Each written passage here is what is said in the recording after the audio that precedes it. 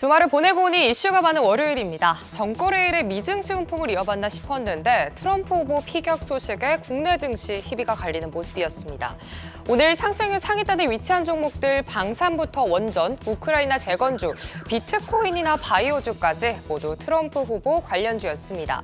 특히나 이 가운데 환율이 상방 압력을 강하게 받으면서 1,380원대까지 움직였고 또 7원 넘게 상승했는데요. 일각에서는 트럼프 당선 가능성이 커지면서 금이나 달러 같은 안전자산으로 수요가 쏠릴 거란 예상까지 나왔습니다. 이 시각 현재 전일 대비 7원 30전 상승한 1,383원 부근에서 거래되고 있습니다. 그럼 코스피 시가총액 상위주들의 마감부터 열어보도록 하겠습니다. 오늘 거래소 시총 상위주들 내에서 상승불을 켠 종목들 먼저 한번 체크해보도록 하겠습니다.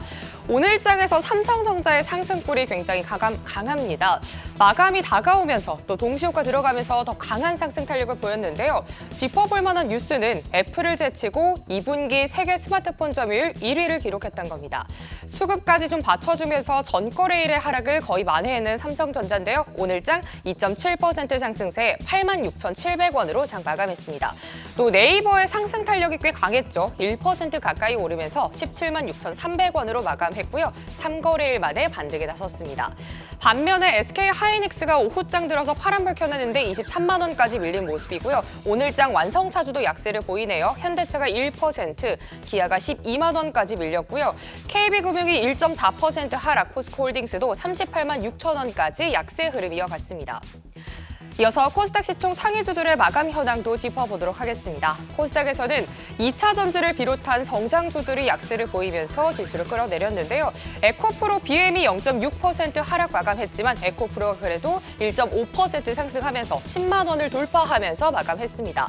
그래도 코스닥에서는 제약바이오주가 빨간불을 켜내줬습니다. 알테오젠이 2% 넘는 강세에 27만 8,500원으로 마감했고요. HLB가 0.5%, 셀트리온 제약이 0.7% 상승세에 9만 6,400원까지 끌어올렸습니다. 하지만 엔캠이 4% 넘는 조정에 19만 3,800원, 20만 원을 내줬고요. 리노공업이 24만 500원으로 마감했습니다. 오늘 지수와 수급들 짚어보도록 하겠습니다. 양대 지수가 나란히 빨간불을 켜긴 했지만 상승하는 종목과 하락하는 종목이 비슷하면서 크게 체감이 되진 않았습니다. 코스피 지수도 내내 등락을 반복하면서 보합권에서 움직였고요. 수급도 관망세가 짙으면서 추가적인 상승은 없었습니다. 코스닥 지수는 답답한 모습을 이어갔는데요. 850포인트 내외에서 정체돼 있으면서 지지부진한 흐름이었습니다. 오늘장 코스피 2,860포인트로 0.1%의 상승, 코스닥은 0.3% 상승하면서 852선에서 마감했습니다. 특징 테마 살펴보겠습니다. 오늘 시장에서 가장 뜨거웠던 테마는 바로 트럼프 이슈에 부각되는 테마들이었습니다. 대표적으로 방산과 전선 전력 설비, 또 강달러 수혜주 등 테마는 다양했고요. 이 해당 테마들은 지난달 바이든 대통령과 트럼프 전 대통령의 TV 토론 이후에 잠시 반짝였다가 오랜만에 고개를 들었습니다.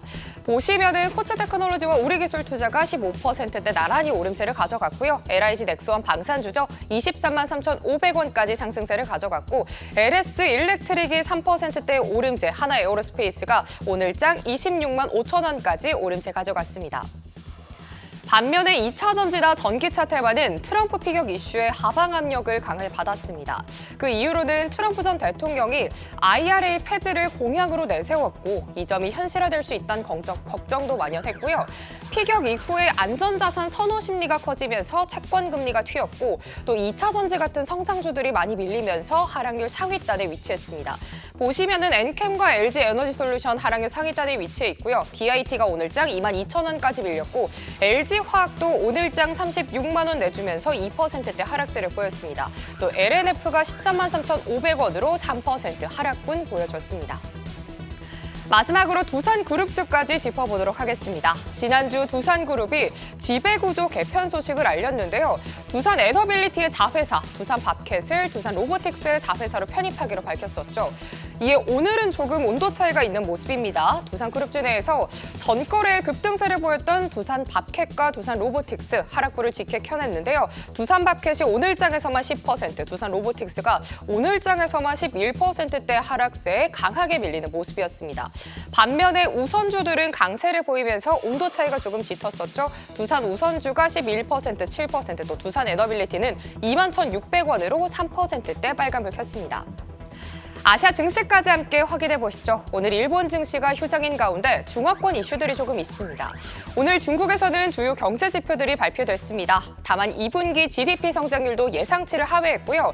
특히나 6월 신규 주택 가격은 9년 만에 가장 빠른 속도로 하락한 점이 확인됐고, 이 밖에 실업률이나 산업 생산도 내림세를 보였습니다.